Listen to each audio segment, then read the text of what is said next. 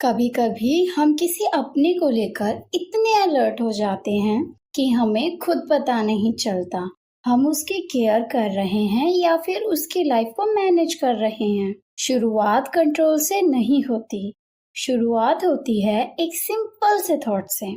मुझे बस ये इंश्योर करना है कि उसके साथ कुछ गलत ना हो। और फिर बिना रियलाइज किए सेफ्टी का कंसर्न सामने वाले की चॉइसेस तक भी पहुंच जाता है। आज हम अपनी अनोनिमस कॉन्वर्जेशन केस स्टडी 1 के पैटर्न 4 में इसी बिहेवियर को एक्सप्लोर कर रहे हैं। एक ऐसी सिचुएशन जहां पर प्रोटेक्शन की इंटेंशन तो है, लेकिन उसी प्रोटेक्शन के अंदर रेस्ट्रिक्शंस की भी पॉसिबिलिटी बन रही हैं।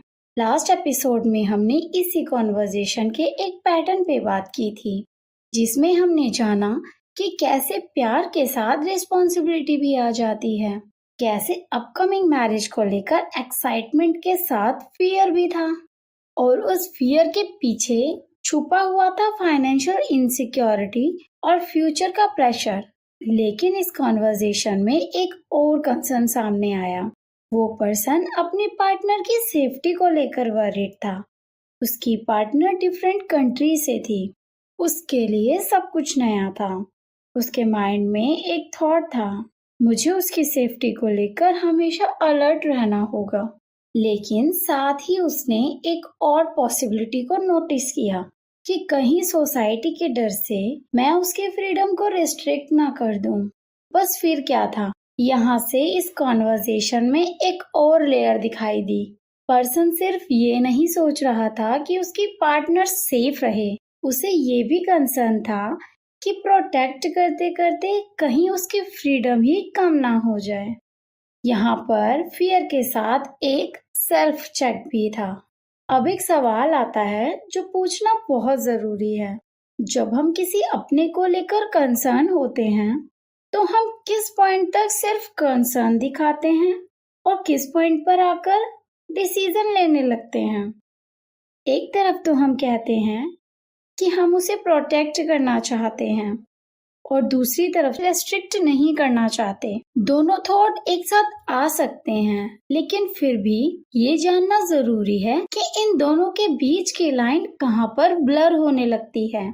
जब हम किसी की सेफ्टी को लेकर कंसर्न होते हैं तो हमें रिस्क भी बहुत ज्यादा दिखने लगते हैं। छोटी से छोटी चीजें भी माइंड में आती रहती हैं। अगर वो सिचुएशन अनसेफ निकली तो क्या होगा? अगर मैं टाइम पर कुछ नहीं कर पाया तो क्या होगा?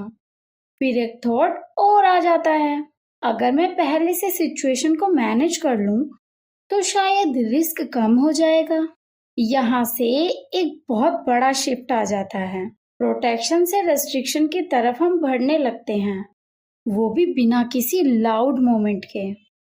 हम अक्सर सिचुएशन को कंट्रोल करने लगते हैं क्योंकि सिचुएशन को लेकर जो फियर है उसे हैंडल करना बहुत मुश्किल लग रहा होता है।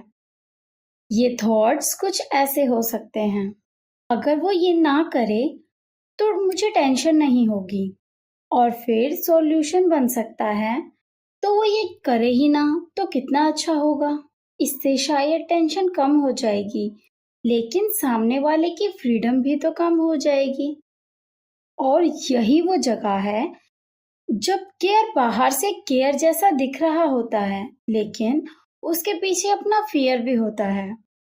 ये सिर्फ पार्टनर्स के बीच में नहीं होता, ये सब पेरेंट्स के साथ भी होता है।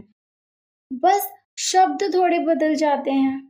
पेरेंट्स कहते हैं, हम तुम्हें बाहर जाने से मना नहीं कर रहे, हमें बस तुम्हारी सेफ्टी को लेकर टेंशन होती है। उनका कंसर्न जेन्युइन हो सकता है, लेकिन साइलेंटली वो कंसर्न एक डिसीजन भी बन सकता है। ऐसे ही कुछ फ्रेंड्स भी होते हैं जो कहते हैं, मैं तुम्हें कंट्रोल नहीं कर रहा, मैं बस तुम्हारे लिए वरीड हूँ। और पार्टनर्स पार्टनर्स क्या कहते हैं? पार्टनर्स कहते हैं, मैं तुम्हें रेस्ट्रिक्ट नहीं कर रहा, मैं बस ये नहीं चाहता कि तुम किसी डिफिकल्ट सिचुएशन में फंसो।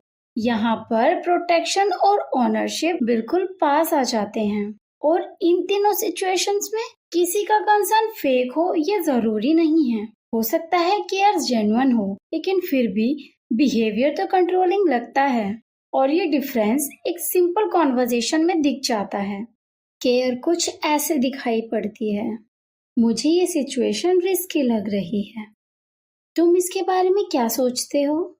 और कंट्रोल कुछ ऐसे दिखाई देता है, मुझे ये रिस्की लग रहा है, इसलिए तुम ये ना करो।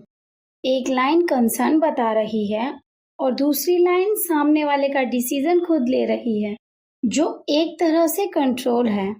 केयर अपनी बात रखती है और कंट्रोल चॉइस को अपने अंडर ले लेती है। लेकिन इन्फ्लुएंस और कंट्रोल भी सेम नहीं होते। जैसे अगर मैं कहूँ, मुझे वहाँ अकेले जाना थोड़ा रिस्की लग रहा है, मैं तुम्हारे साथ चलती हूँ, ये इन्फ्लुएंस है। यहाँ मैं अपना कंसर्न शेयर कर रही हूँ, अपना एक्सपीरियंस बता रही हूँ, लेकिन फाइनल डिसीजन सामने वाले का है। लेकिन अगर मैं कहती, तुम वहाँ अकेले नहीं जाओगे, तो यहाँ कंसर्न डिसीजन बन गया। चॉइस अब सामने वाले की नहीं रही, मेरी हो गई।